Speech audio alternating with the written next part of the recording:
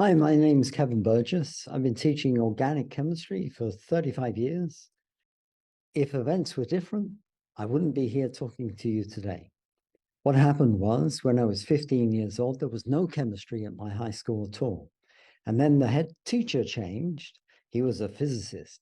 And he said, we should have chemistry. So he recruited a chemistry teacher, and he offered everybody in my year the choice. Would you like to do chemistry or would you like to do art? I chose chemistry. But they said, the class is full.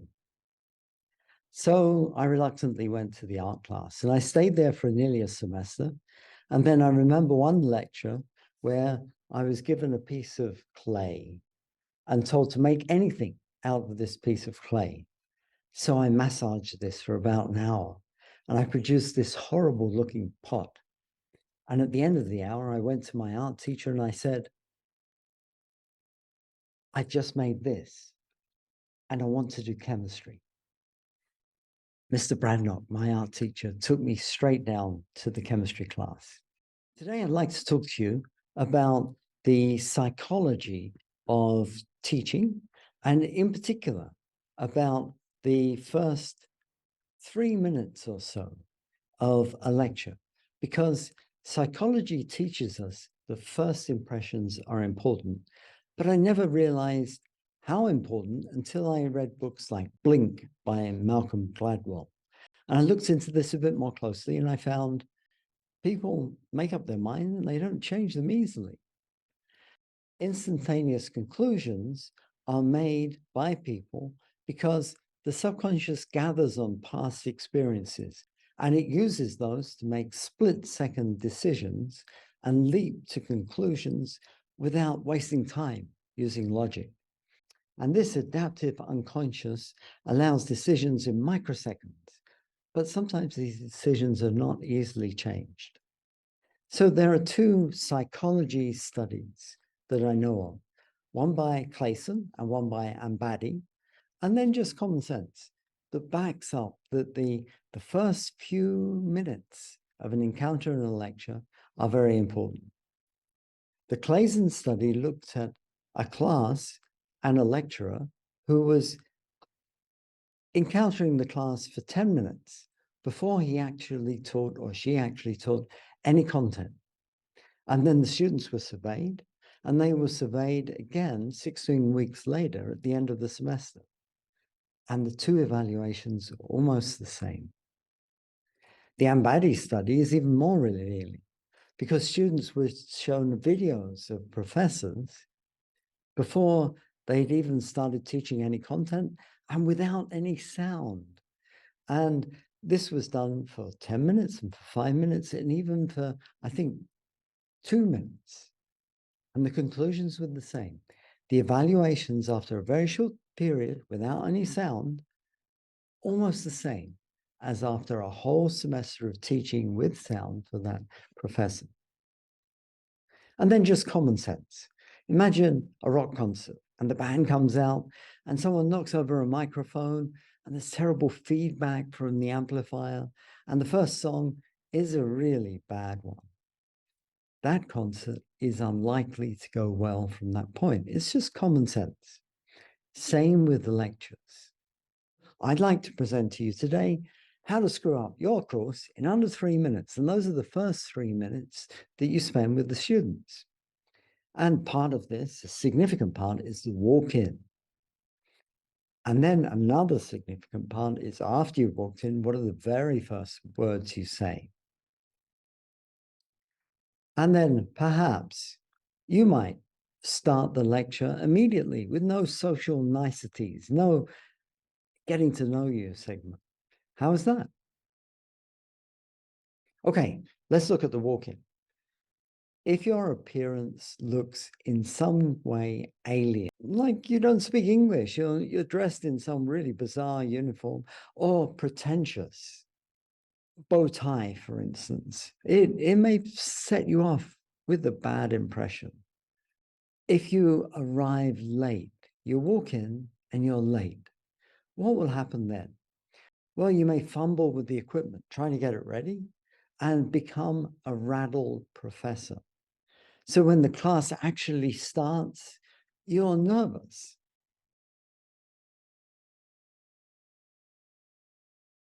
Opposite to appearing flustered is radiating arrogance. You're very austere, you're very powerful. You convey the impression that you never make mistakes. And if there are any mistakes, it's the students who make them, and you're completely unreasonable. Students will not like to approach you, and they won't like the idea that they cannot. This is a bad way to start. And then that initial period, forget any content, forget the syllabus, forget anything like that. You must connect with the audience. And if you don't, well, you give the impression that no dialogue is possible with your class. You're not interested in interacting with them. You don't ask them why they study this subject or anything like that.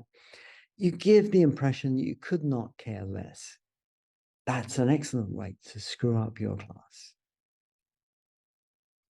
And then the first words, well, you could say something that destroys all the harmony instantly. You might immediately plunge into the syllabus and talk about the books the students have to buy, and they start thinking about their poor bank account. Or you might, even worse, go over the rules about cheating or missing exams and quizzes or being late to lecture. The students will then imagine a fear of being penalized on a technicality. Or you might spell out the grading scheme. And of course, this brings to mind for them how difficult it's going to be to score a good grade in your class. These are other excellent ways to screw up. Another way might be to say, well, you can meet with me only at these times. I'm quite busy. And that stresses to the students limited accessibility and, oh my God, I'm the important one here. You're not important, and don't bother me unnecessarily. Excellent way to screw up. Or if you don't say anything much and you start lecturing, it gives the impression that you just want to be out of there ASAP and you're plunging straight into the concept. And again, you're placing yourself on the pedestal. The student should not interrupt your precious routine.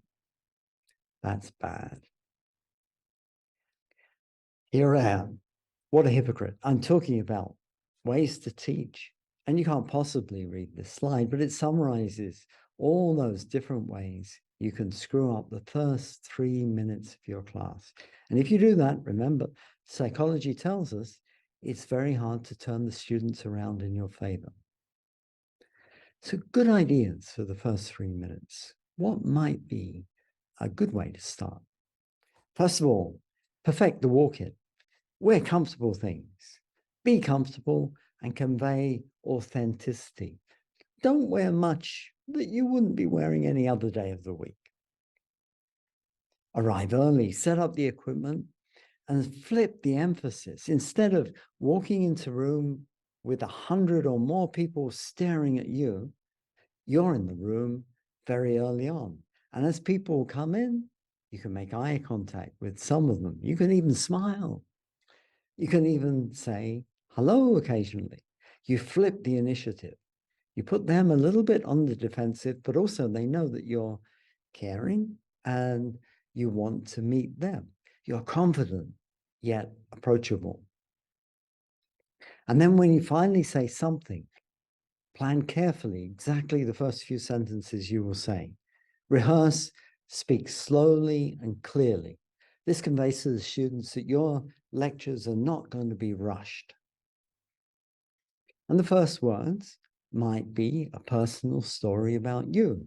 Show some vulnerability, that things might not have worked out, that you were once a student too.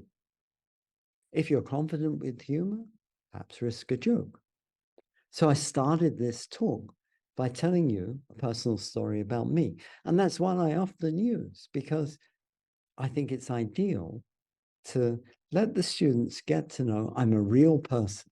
I'm not just some kind of machine wheeled in to lecture to them. You might survey the students beforehand. You could combine this with an email containing your syllabus and a permission to post grades form, which they must fill in anyway, and then ask them to return the survey with that. So you get these tedious jobs done all at once. So you ask for personal responses. You ask them about themselves, something interesting about them. Why this subject? Shows you care about them. Ask for a picture so you know the name and the face even before the lectures start. Show that you want to get to know them. Some ideas I've accumulated for this talk I got from a book, Invisible Learning.